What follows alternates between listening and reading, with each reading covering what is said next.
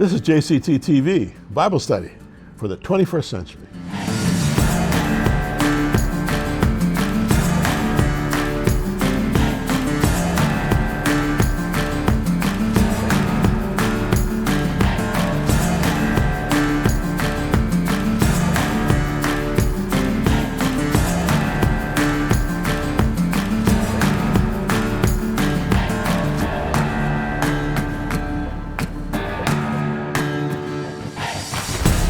Hello friends, Jim Cantelon here. Welcome to JCT, Jim Cantelon Today Television. We do nothing but study the Gospels. Can you believe it? We're in our 8th year. Matthew, Mark, Luke, Acts, and John. I include Acts because it's really volume 2 of Luke. And it's a fascinating study, and I'm enjoying it, doing it with you. We're in Matthew, chapter 15, and we'll get to it right after this short break.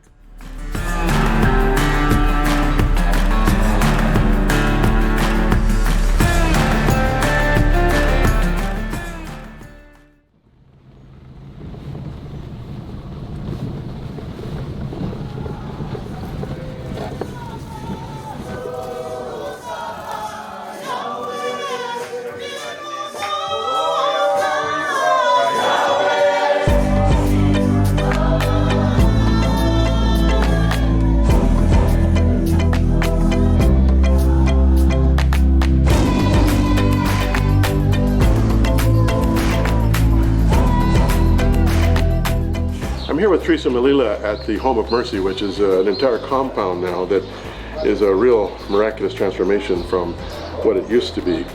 And we're in front of a brand new building, Teresa, that has just recently been built. Yeah. Tell us a bit about this. This building is the main hall, and during the cold season, we had nowhere to meet. So this is now the hall that we meet in during the cold season, but also it's a dining room. It has a kitchen, and this is the serving area you see here. It opens up. So we've had training here, quite a bit of training for counselors, for the students in the Berean, the Bible study groups, but also people who come in home-based care. We did the training here for home-based care too. So people come in here and they can learn in here, but they can also sleep in here. Because it's a sleeping facility. At night, they can use the facility to sleep. It's got a kitchen, it's got a stores, and this is a serving area. But it's very airy, as you can see. It's got a lot of windows. So even in the hot season, we can still sit in there. But during the rainy season, we don't normally have a place because the rain comes into the other hall. So this is the perfect place for us. And even the children, when they come, the survivors, this is where we sit with them. You mentioned the survivors. It's called the Home of Mercy for a reason. We can maybe talk more about that in another segment, but you do have a number of little girls and young women who've been rescued from sexual abuse. About 66 right now. So they're right adjacent to this building, and they have access for feeding and all the other things you're talking about. And we meet every Friday with them in the afternoons. Since they've started school, now we're going to be meeting on Saturday. Terrific. Yeah. Thanks, Teresa. You're welcome.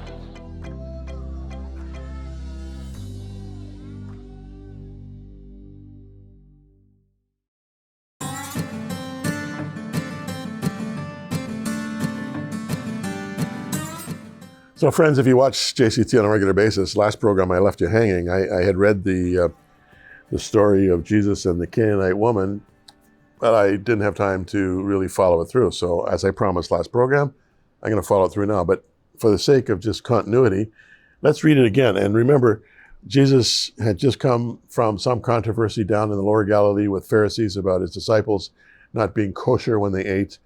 And Jesus made a profound point. It's not what's outside the body, it's what's inside the body, what comes out of the body in terms of the heart. That's the issue of kosher, unkosher.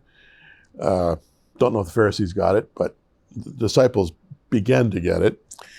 But then he leaves there, and Matthew, without any buffer, without any transition sentence, he's got Jesus in verse 21 going up to the region of Tyre and Sidon. Verse 21, there it is.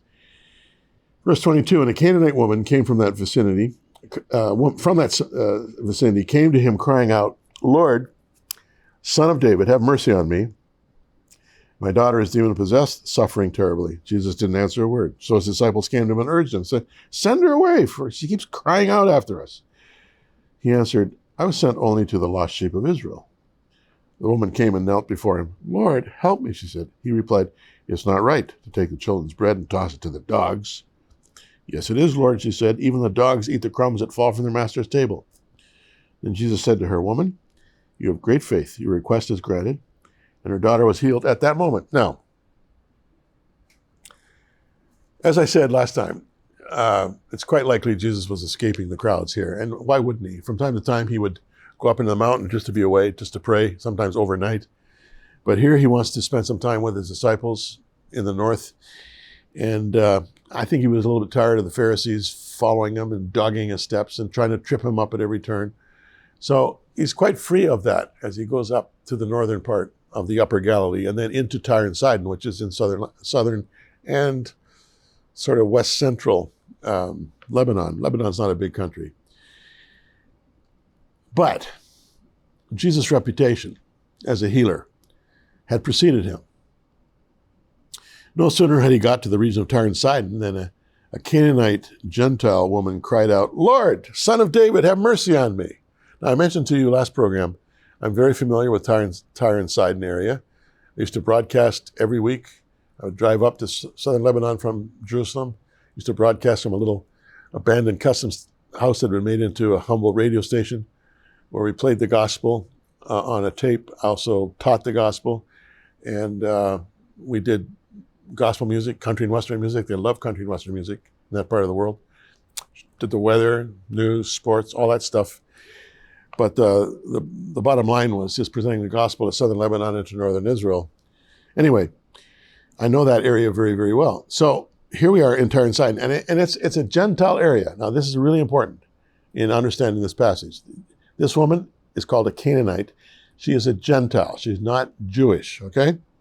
Lord, Son of David, a very strange combination of messianic titles for a Gentile to be, saying with regard to Jesus. Jesus gave her the silent treatment, didn't respond. But she kept at it.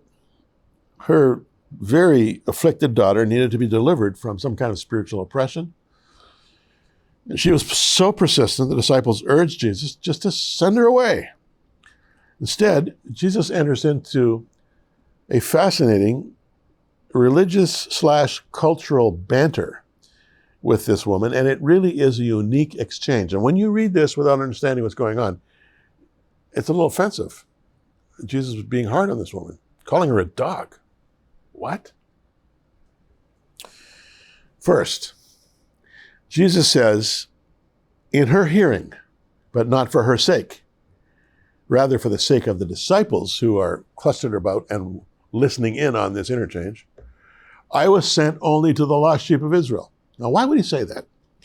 He said this because he had instructed the disciples earlier in chapter 10, verse 6, to limit their ministry to Jews.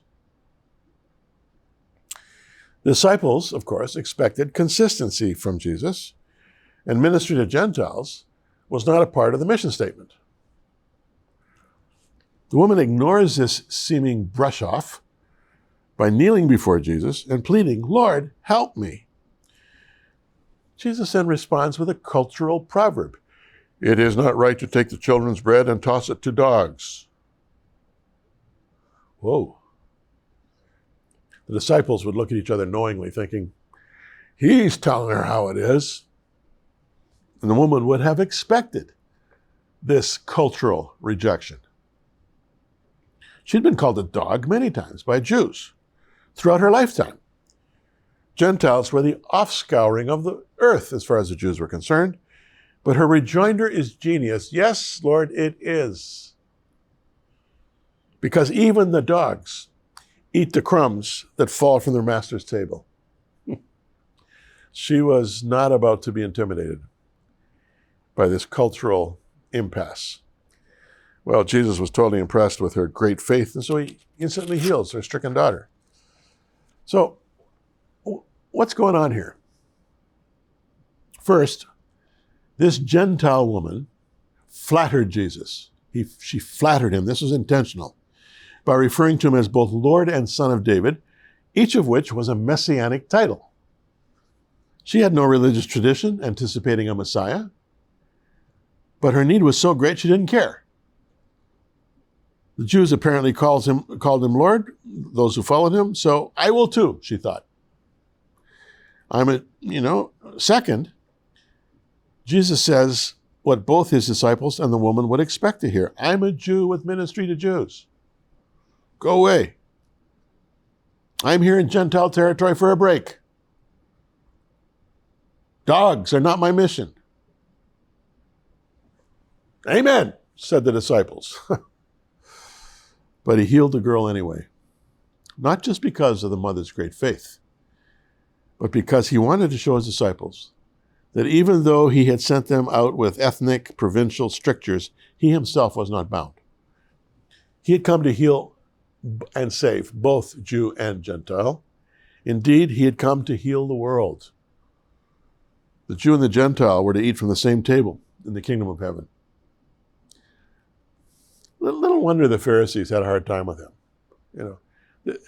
They weren't there on this occasion, but the disciples, they would be offended by this until they thought it through. You see, you have to understand, these disciples were what we would call blue-collar workers. They were laborers. They were fishermen. Matthew was a tax collector, which was even worse than a blue-collar worker as far as the Jewish culture was concerned. He was a turncoat. He was a Jewish dog himself, who was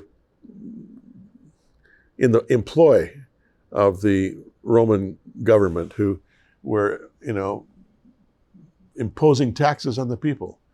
And so they would farm out the taxation infrastructure to various taxation officials who in many cases were Jewish, and they were quite happy to collect money from their fellow Jews on behalf of the Romans because they got a good cut. And so the tax collectors, or publicans as they were called, were persona non grata in Jewish culture. They were despised. They were even hated, by the average person. Matthew, he was not like the others. He was lower than the others. But nevertheless, these guys are all blue-collar fishermen. They're so impressed with Jesus. They see what he's doing. They listen to what he's saying. And they're saying among themselves, he's it. He's the Messiah. He's the one we have been waiting for centuries. And he's going to rout the Romans. He's going to establish a kingdom in Israel. His throne is going to be in Jerusalem. He is going to rule the world out of that holy city, and we are going to be his cabinet. One will be the minister of finance. One will be the minister of immigration. One will be the minister of roads and infrastructure. They would all be men of great influence and power. Messiah.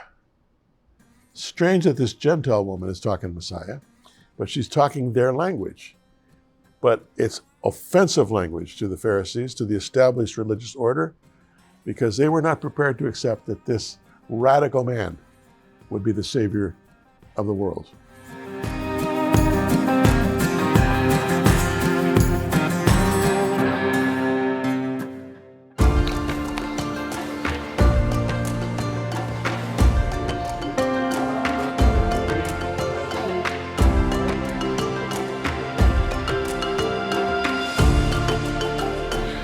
Often friends like you are curious about what WOW does with your donations.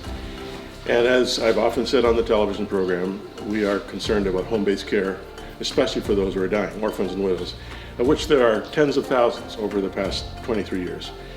But one of our responsibilities with home-based care is making sure that there's some nourishment available in these homes where care is being provided.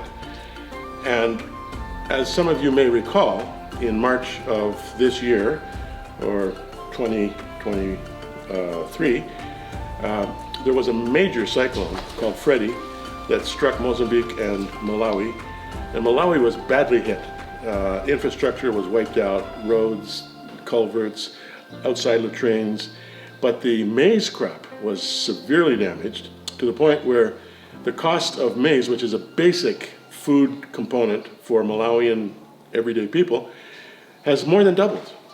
And so our partner on the ground, Somebody Cares, contacted me about an urgent need for maize to help our orphans and widows through this difficult time.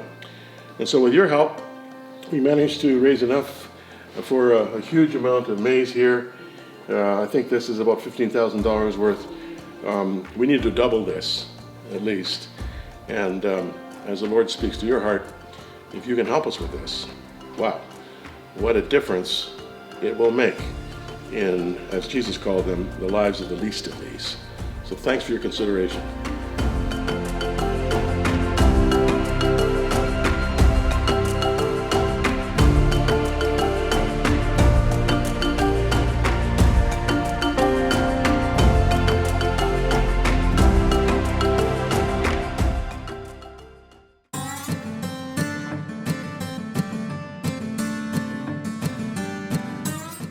So as I've been saying, Matthew just goes from story to story, anecdote to anecdote, without any editorial processes.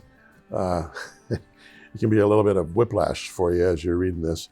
So last passage we read, he was up in Tyre and Sidon area. Next thing we know, he's going to be back along by the Sea of Galilee. Let's read it and then I'll comment. Verse 29 of Matthew 15. Jesus left there and went along the Sea of Galilee. Then he went up on a mountainside and sat down. Great crowds came to him, bringing the lame, the blind, the crippled, the mute, and many others, and laid them at his feet, and he healed them. People were amazed when they saw the mute speaking, the crippled made well, the lame walking, and the blind seeing, and they praised the God of Israel.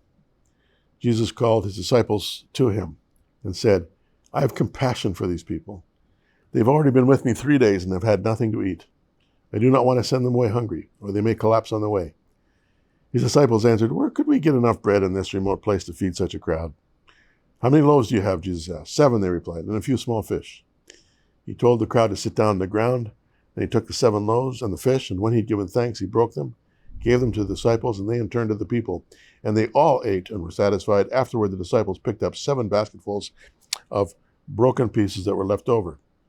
The number of those who ate was 4,000 men, besides women and children.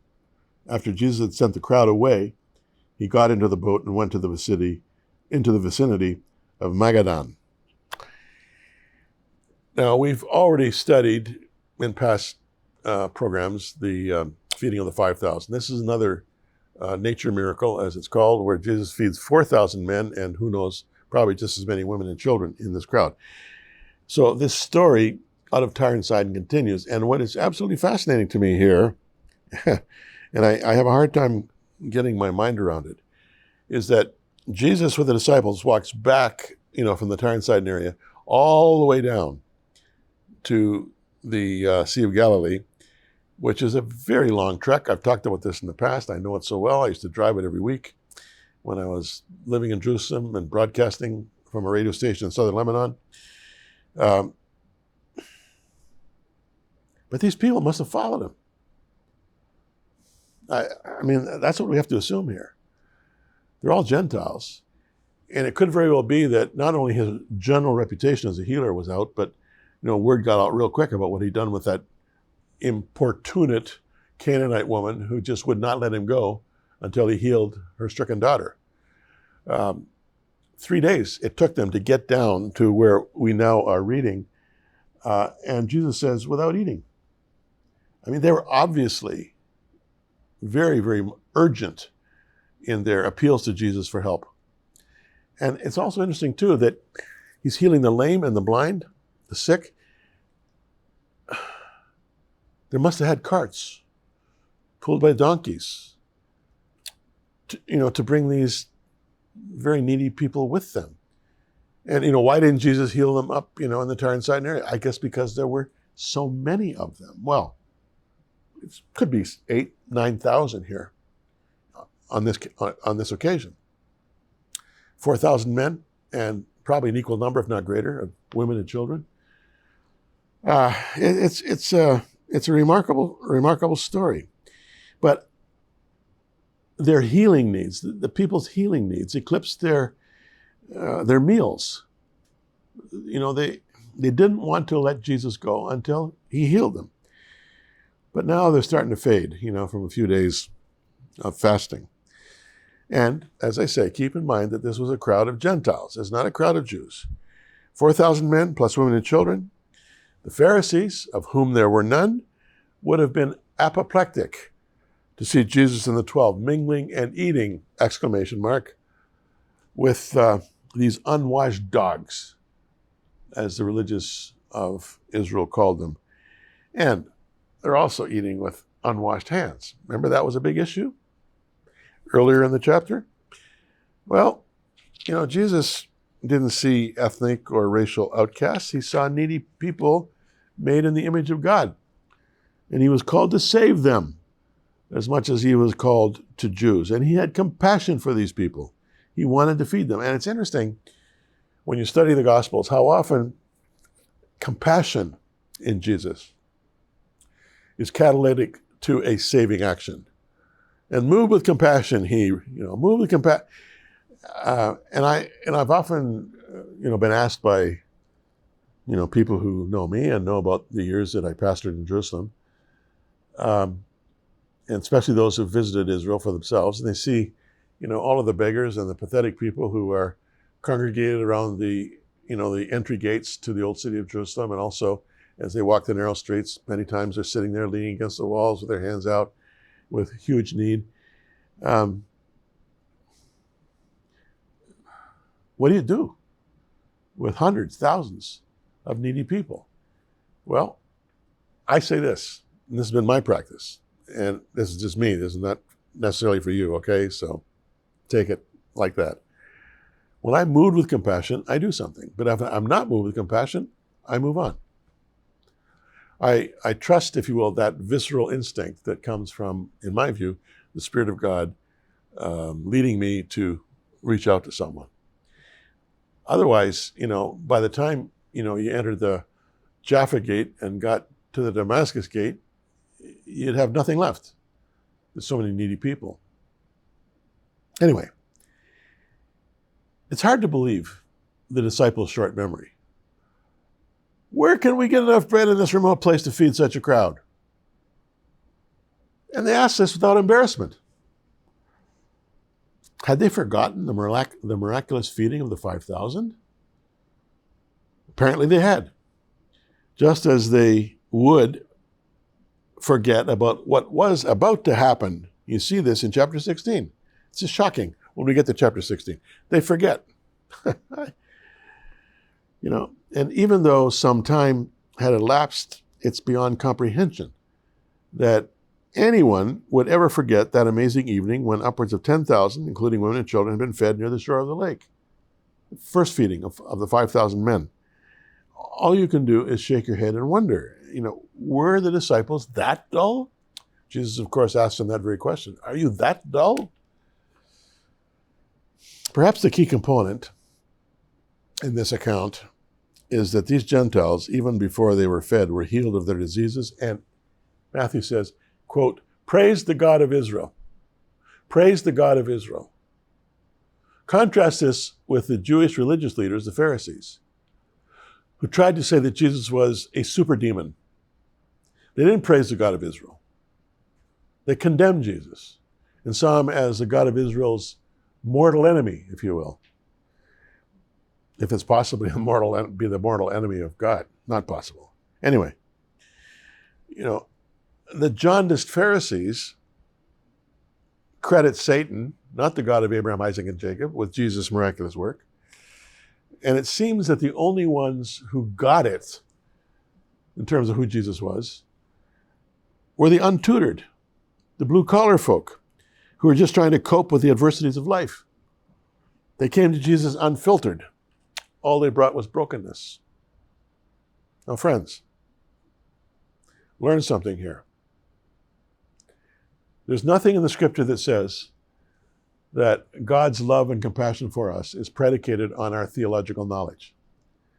There's nothing in the Bible that says you have to have certain degrees of education before God can relate to you. The Bible puts it very clearly. A broken and a contrite heart the Lord will not despise. That comes from David's prayer in the Psalms as he confessed his great sin with Bathsheba. A broken and a contrite heart, O Lord, you will not despise. We come to the Lord raw, as we are. And we're all born to trouble as the sparks fly upward, in Job's words, very colorful words. There's none of us without crises in our lives, not one of us without sorrows and some regret. Not one of us who's living totally free of guilt. I mean, we're human beings. We're broken. We are sinners. But that's the thing. If there is an entry-level requirement to the kingdom of heaven, it is simply this: God, be merciful to me, because I'm a sinner. Number one, I'm a sinner. Heaven says, congratulations. Come on in.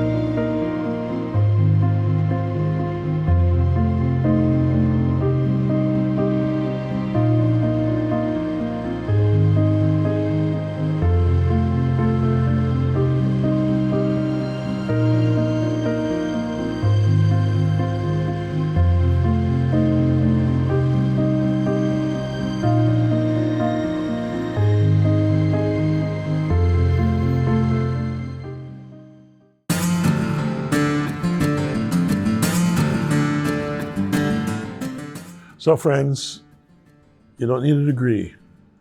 All you need is to admit, Lord, I have sinned and I have fallen short of your glory. I confess it, and I know that you will forgive. And I cast myself on your mercy and your grace. And you know, it sounds formulaic, it sounds too easy. You know, shouldn't I have to flagellate myself or, you know, do a pilgrimage or go without food for 90 days or something? No. Brokenness is all the Lord requires. And that's why these people were so close to the heart of Jesus, even though it must have been exhausting for him and drained him. He had compassion on them because they weren't qualified. They were just broken people. Be merciful to those who are broken around you, because you're broken too. I'm broken too. And together we can be healed by the one who heals brokenness.